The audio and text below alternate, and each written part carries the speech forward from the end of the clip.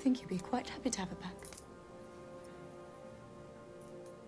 Building a fortune takes patience. I thought you understood. You're the one who doesn't understand. I never wanted anything but your love.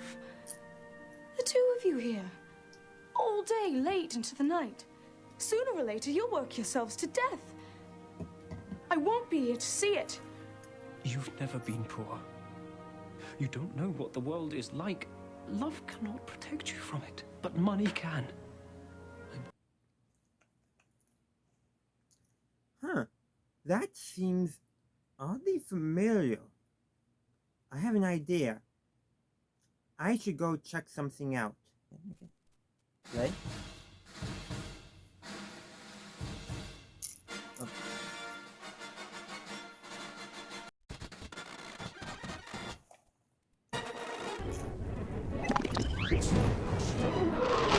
Anakin, all I want is your love. Love won't save you, Padme. Only my new powers can do that. At what cost? I was right. And Revenge of the Sith came out in 2004, a year after that adaptation of A Christmas Carol. The other way around probably would have made a bit more sense. At least then it would have been like, oh, they were just paying homage to a popular film that came out. But no, like, maybe Lucas decided to pay homage to A Christmas Carol, but I don't think so. Maybe there's something else going on. Gotta do some more research. Welcome to the Jedi Ranger. I'm JohnBurry555, and I didn't find anything. Now, that doesn't mean to say that nobody ever noticed this before and shared it on Reddit or some other social media site. It's quite possible. But I'm not going to spend forever digging through the interwebs for something. And there might have been something that I totally missed. I will admit that. So this is going to be my own analysis and take on all this, not informed by anyone else's take on those scenes. Well, maybe a little bit, because of just the general prevailing scholarship around the Christmas Carol and Star Wars. Not just scholarship, but also just online discussions. So just kind of the general prevailing takes will have influenced me to a certain extent, but then my specific analysis will be my own. I may be looking at my phone because I scripted this video actually, and I'm probably going to deviate from my script. But before I really get ahead of myself, let's actually introduce the two books I'm talking about.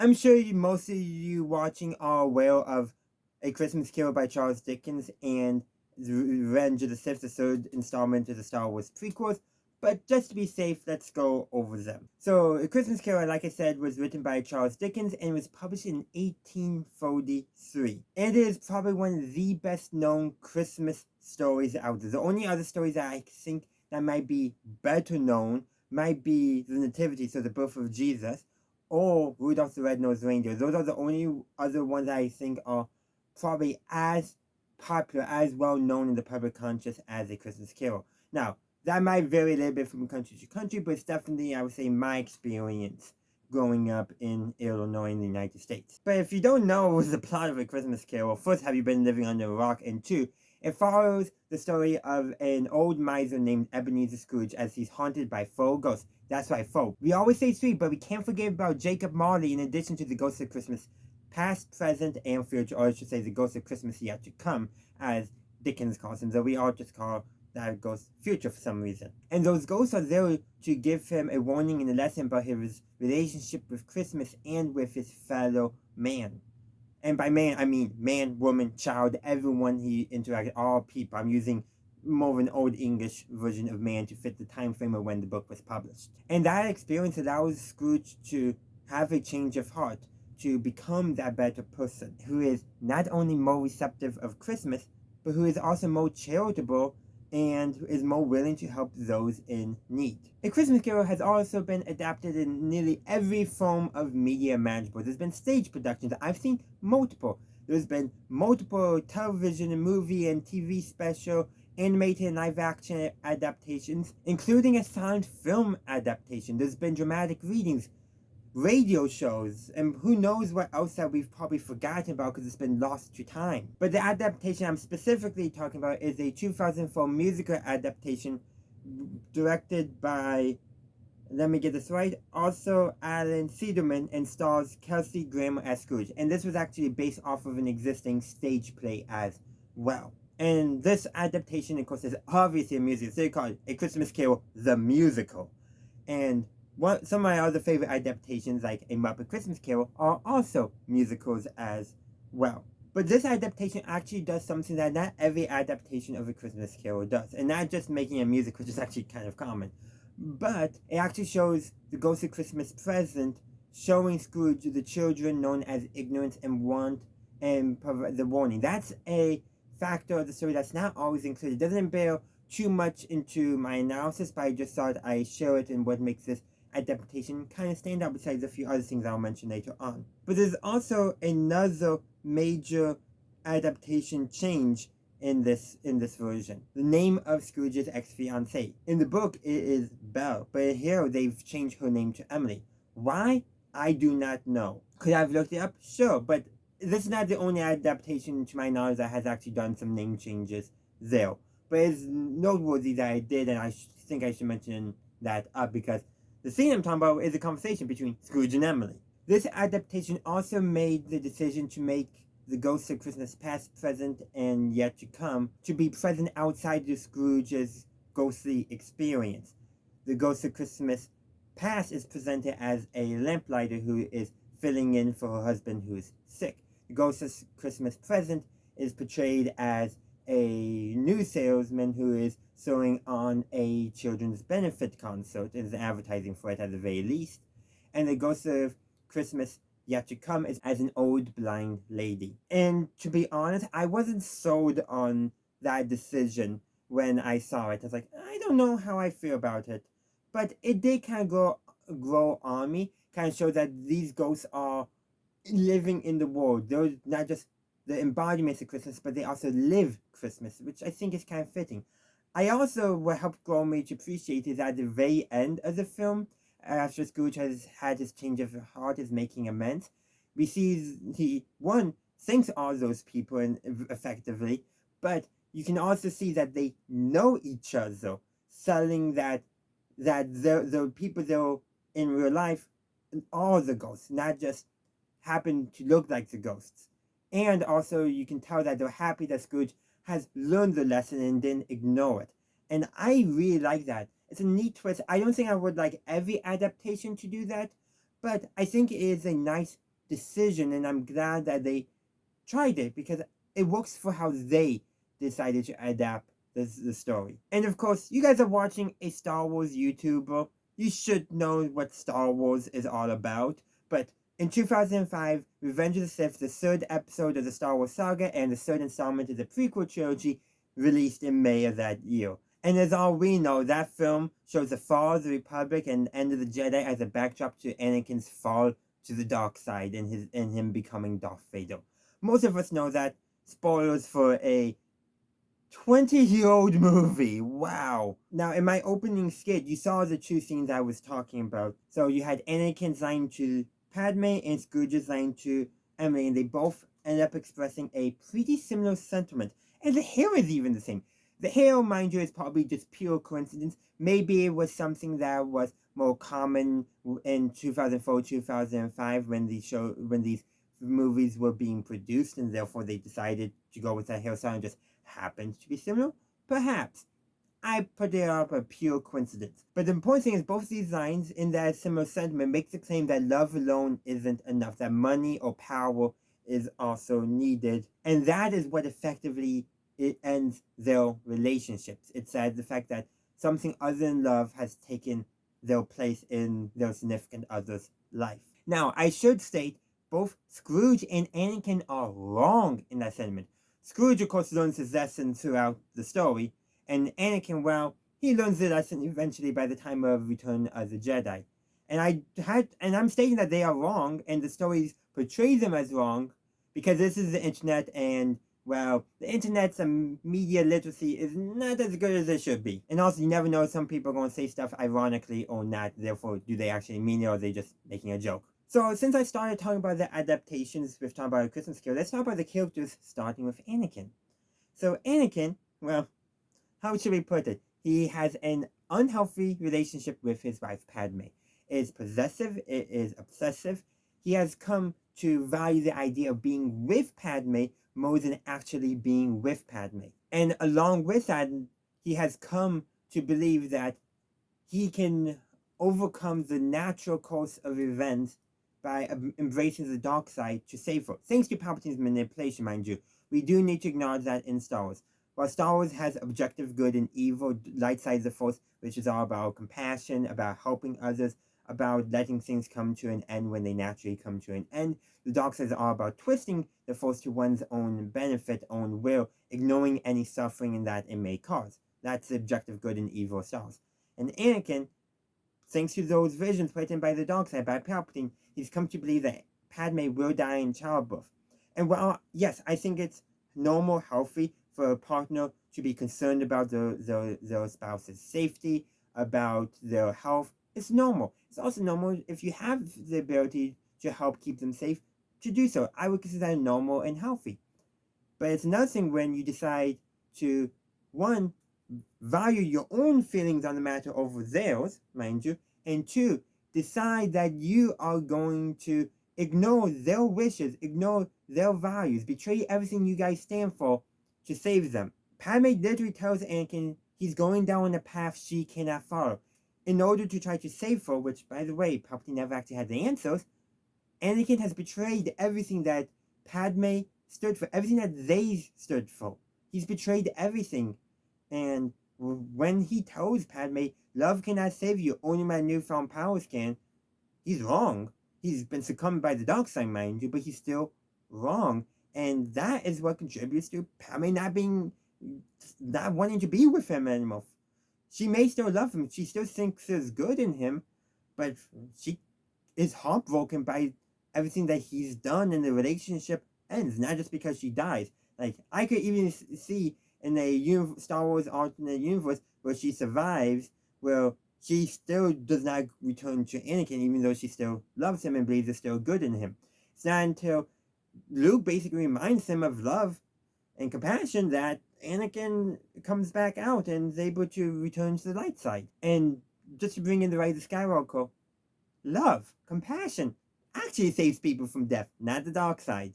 And power does not save, love saves. It's interesting how that actually connects. It's like they actually knew what they were doing. Rushed, mind you, but still knew what they were doing. And now with Scrooge, it's not as, I would say, evil. He's not as evil as Anakin Skywalker. Yes, there are some adaptations that definitely portray Scrooge as meaner and more villainous. And you know what? It's fine for everyone to view him that way, but you don't need a scene of Scrooge kicking an animal, which has happened in some adaptations, with him taking joy from evicting people from foreclosures. There's literally adaptations that show Scrooge deriving joy from the suffering he causes. But if you read the book and some of the more faithful adaptations, it's not that he takes joy from that stuff. He sees that stuff as purely business. And because he's lost his own sense of joy, his own sense of fun and laughter, and he has become blind to the suffering of others, especially the suffering that he has caused. He's unable to appreciate the joy of others, and it makes him even more miserly. So Scrooge is a miser. He's in the wrong, mind you, but he is a miser. But an important context in all this is in the 2004 musical adaptation of A Christmas Carol, there's a line that Scrooge's father gives to him when Scrooge's father is about to be taken to debtor's prison. That line is, "Learn this lesson, Ebenezer. Save your pennies, make your fortune, and keep it." And this is repeated twice in the film. And Scrooge takes this lesson to heart. He earns his pennies, he keeps them. He owns his fortune, he keeps it. He does nothing with it. He becomes a miser, he becomes stingy. That isn't a change that this adaptation actually makes. In the original book, the only mention of Scrooge's father is when his sister Fran comes to take him back home for Christmas, and he's told that his father is not as mean as he used to be. So clearly in both versions he has some psychological trauma relating to his father, but they decide to increase that in this book to a very harmful lesson. And this comes around when there's a scene between Scrooge and Emily, and during their breakup, Scrooge has the line, "Love cannot protect you from it, only money can." Scrooge has the line, "Money cannot protect you from it, but money can." And that is referring to basically, poverty and all that, everything that Dickens was basically warning against. But Emily just wanted Scrooge. She did not want his money, she wanted him. Just as Padme did not want Anakin's power, just Anakin. And she breaks off their engagement, Emily and Scrooge, because he's come to value money more than their relationship, more than her. It's a unhealthy situation that she decides she does not want to deal with. Also, very important context for the time when A Christmas Carol is set. Back then, generally, ladies did not move out of their parents' house until they are married. Very important context, mind you. So they had not yet begun to live together because they were only courting, they were only engaged. They had not actually tied the knot yet, and Scrooge kept on delaying it. So she, a grown woman of marrying age, was still living with her parents, even though she had a successful fiancé who could provide for her. But Scrooge, in his stinginess and his desire not to become basically like his father, ends up losing that relationship. And both characters also get redemption arcs, but the redemption arcs are very different. A Christmas Carol is literally about Scrooge's redemption arc. Chapter 1, or Stave 1, as Dickens calls it in the original book. Well, I actually have two copies of the book. This is the easier reading copy because of more modern printing. This is an older copy. I kind of like that one a bit better for this jump, but regardless. In Stave 1, we learn basically who Scrooge is as a person as he is currently before he experienced. So, all that. And many adaptations often use this chapter as the opportunity to include a song about how everyone else is kind, cheerful this time, but Scrooge is just a miser, is mean, and all that. Muppet Christmas Carol has the wonderful song Scrooge. Many versions do this. I know one stage adaptation I did a parody of You're a Mean One, Mr. Grinch, all to convey of who Scrooge is and oftentimes how people view him, especially in the adaptations. And this is also the part where Scrooge gets his visit from Jacob Marley, and he learns of his potential fate, the chains wear him down, how he's being ignorant, but he has a chance and he has some lessons to learn from three additional ghosts. And then Stave 2 is the first of the three spirits, the Ghost of Christmas Past. And this is where Scrooge gets to reflect on his life and how he came to become the person he is at the start of the story. He's reminded of his childhood. It's his fond memories, but also his bittersweet memories, all that. A lot of important events that are bittersweet for him did happen on Christmas. Then you have Stave 3, or Chapter 3, which is the Ghost of Christmas Present, where Scrooge basically learns about how everyone else celebrates Christmas and what he's missing out on. And regular people, there's some very important current social commentary that Dickens provides during this section, and also too, he learns about the condition that his own clerk Bob Cratchit lives in. Stave 4 is the Ghost of Christmas Yet to Come, the future, where Scrooge basically learned that when he dies, nobody will remember him or mourn for him or care for him, and he had made no positive impact on anyone. And then Stave 5 is the end. Scrooge wakes up, he's realized that he's been a rotten person, and he makes amends. Scrooge actually makes amends. What's the first thing he does once he gets back to his senses, because he had to remember what day it was and all that? He asks a boy, "Hey, is a prize turkey still in the butcher shop? The big prize turkey?" "Yes." "I'll pay you for it. I'll go and get the butcher. I want to buy it." And he not only buys the turkey, he also pays for transportation, so that way the butcher doesn't have to walk all the way to Bob Cratchit's house. He literally, in the book, buys a cab. Well, rents a cab, but still, he pays for that transportation, so it's not just a walking delivery. In the book, he actually does not speak to Bob Cratchit until the 26th, which is actually Boxing Day in the UK, which I don't think had come around yet when this was set, but I just thought I'd mention it. And that's when Scrooge raises Bob Cratchit's salary after doing a little prank. A prank, mind you. Scrooge doing a prank. That shows you how he changed. But he also effectively apologizes to Bob Cratchit, saying, "A Merry Christmas, Bob. A Merry Christmas, Bob, my good fellow, than I have given you in many of you. I'll raise your salary and endeavor to assist your struggling family." And it goes on from there. The important thing there is, while he doesn't say, "I'm sorry, Bob," but he effectively does in Dickens' prose. "A merrier Christmas, Bob.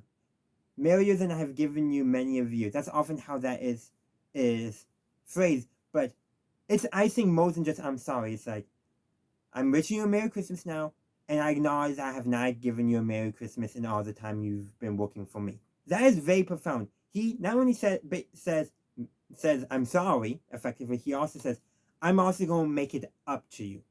And as Dickens says, Scrooge was better than his word. He did it all and infinitely more. And Tiny Tim, who did not die, Dickens actually puts emphasis there.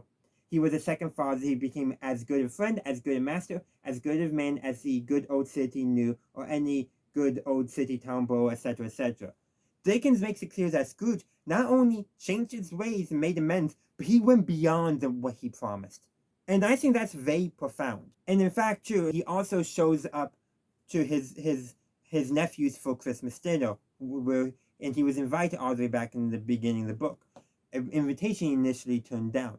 Now, what I like about many adaptations is that they also include Scrooge apologizing to his nephew for not accepting the invitation earlier and not accepting it all the previous years. Dickens does not do that. I kind of wish he actually did, and that's a change that I like that many adaptations do, because it only reinforces that, yes, Scrooge is apologizing for his behavior and is making amends. And another interesting line at the end, in the actual book, not always given the adaptation, but it talks about how other people reacted to Scrooge's change. Some people laughed to see the alteration in him, i.e. laughing that Scrooge had become a kind, compassionate person. But he, as in Scrooge, let them laugh and later heeded them, for he was wise enough to know that nothing ever happened on this globe for good at which some people did not have their fill of laughter in the outset. And knowing that such as these would be blind anyway, he thought quite as well that they should wrinkle up their eyes and grins, as have the malady in less attractive forms. Basically, Scrooge is like, to the haters, fine, whatever. You're laughing at me, at least you're laughing. May not be as good of a laughter, but at least you're laughing. And I love that. Like, that's some good Dickens, and I kind of wish that was shown in more adaptations, but that's kind of hard, I think, to convey without a narrator. I've talked about Scrooge's redemption. He learned his lesson from the ghost, thanks to the ghost, and he also made amends. Scrooge is said to have made amends, and he also, another example too, is he gives a large donation to the charity collectors from Stave 1. Different adaptations have different in the original book. Scrooge whispers, so we don't actually hear how much he's offering, but we do know that the charity collector is like, what? Is like shocked by the amount, and Scrooge in response says, not a farthing less. Essentially saying, I might be willing to give you more, but I'm not going to give you any less, which implies it's a large amount that Scrooge does not want to reduce. Many times, most adaptations also keep it quiet, but sometimes they'll add the line where Scrooge will say, include as many back payments, essentially saying, I should have been giving a small something every year. I'm going to give everything I should have been giving now, effectively, and more. And there's been different ways that has been done as well.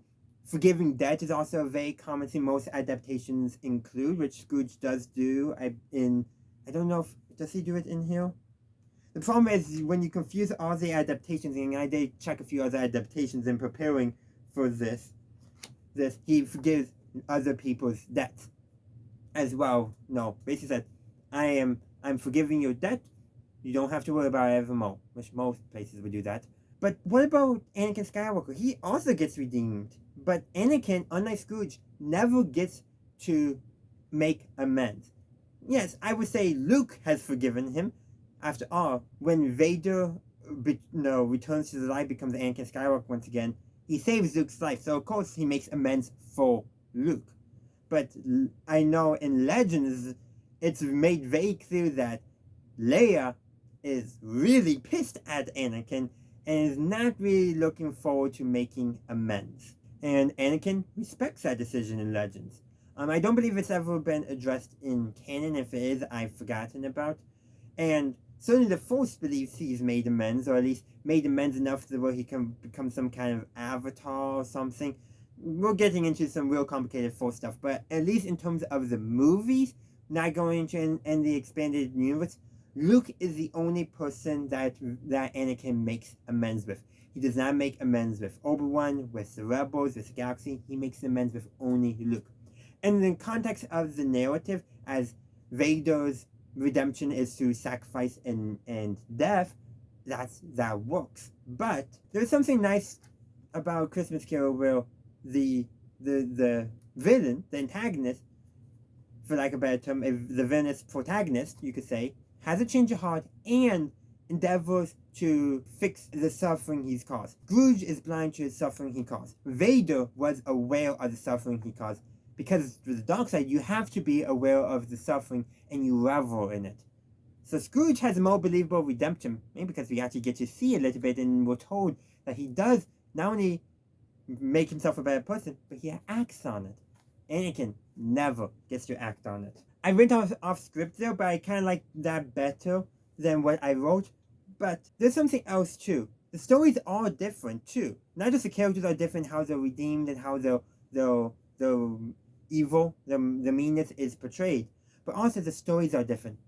A Christmas Carol is the story of betterment, of making yourself a better person, of learning to be kind, compassionate, to care for the poor, to be charitable, to not turn a blind eye to the suffering of others. George Lucas, meanwhile, unlike Dickens, well, addressed probably many of the similar themes, especially when you look at Anakin's story as if it's portrayed in Revenge of the Sith. It's a warning. It's not how does Anakin redeem himself from the dark side? No, it's like, don't be like Anakin. Don't be obsessive and don't be possessive about your attachments. He also includes warnings about unchecked political power, about the desire of power and suffering that desire of power can cause. Lucas's story is the story of a man made worse by his flaws, effectively. Dickens' story is a story about a man overcoming his flaws. Is probably a really great way of looking at it. I would also say when talking about the works as a whole, so A Christmas Carol by Charles Dickens, not the adaptations, and Star Wars by George Lucas, Dickens was savvier and more clever in his messaging than Lucas. Lucas, though, I think had most say overall, mainly because you have to factor Palpatine as a corrupting influence in Star Wars, while with Dickens, there is no corrupting influence. Some adaptations will give Scrooge more of a corrupting influence, but more of Scrooge himself hardened his own heart and became blind to everything around him and had to learn to find the joy in life again and to no longer turn a blind eye and to better himself. While with Lucas is making more about society as a whole, I would say, in his messaging through an avatar. Both do that, though. But I think a broad versus narrow scope. And because both authors are commenting on the social and political ills of their day and that they were witness to. But I would argue that Dickens probably focused more on the social ills of the day, while Lucas got more of his inspiration from the political ills and politics of his day. All that to say, mind you, both are great books with great messaging. Christmas Carol is a holiday staple for a reason, and Star Wars is a pop culture staple for a reason. Similarity in themes comes from the fact that both authors were trying to say, hey, there are things wrong in our society as a whole. Be better, or avoid these things. Sci-fi is ultimately often commentary on real life, believe it or not. Dickens is sci-fi, believe it or not. It has ghosts and all that, and that's if you take sci-fi at its broadest, speculative fiction. But effectively, both A Christmas Carol and Star Wars are fantasy. Star Wars has magical powers, all that, galaxy far, far away. Here, ghosts, and a rich guy learning his lesson and becoming a better, more charitable person. Pure fantasy. I'll eat my shoe when I see an actual rich person turn their ways and become an actual better person, realize that they cause suffering. Not just give money to charity for tax breaks, but actually realize, oh crap, in my pursuit of money, I stepped on people, I need to make amends. I know several people in real life, well, not personally, I don't know them personally, thankfully, who need to be visited by the ghosts of Christmas past, present, and future today, and tonight, and tomorrow, and forever. Sadly, they won't learn their lesson. That's why Christmas Carol is fancy. A rich guy actually learning his lesson and becoming a better person. But you know what? Even though it's about a rich guy, anyone can take a lesson about becoming a better person from A Christmas Carol. And that is essentially what Dickens wanted, everyone to be better. Just as Lucas wanted everyone to be aware that, hey, that's evil. Don't do that. I'm simplifying, of course, but effectively, both authors wanted to say something and did say something. The similarities of them is because they were coming from a similar mindset, wanting a better society. And yes, I'm talking about Dickens and Lucas are and were woke. So, happy holidays and Merry Christmas, everyone. Let me know your thoughts on this in the comment section down below. Like I mentioned earlier in this video, I did script it, but I did go off script several times. But that's alright, because my script was just a rough outline for me to follow so I could organize my thoughts in advance. But if you want to see my script, especially for the skit part of this video, I'll put it up on Patreon. I'll just put it up there. No need to give me any money unless you really want to. But that is effectively all I have to say now. So again, happy holidays, Merry Christmas. And you know what? In the comment section down below, let me know your thoughts on this topic. But also, what is your favorite Christmas story? I would love to hear that all in the comment section down below. Thank you for watching my video. I do hope you enjoyed it. If you did, please be sure to give this video a like and share. Also, consider subscribing to my channel to stay up to date on all my latest content. In the meantime, thank you for watching, and as always, have a good day, a good night, wherever you are. May the Force be with you always.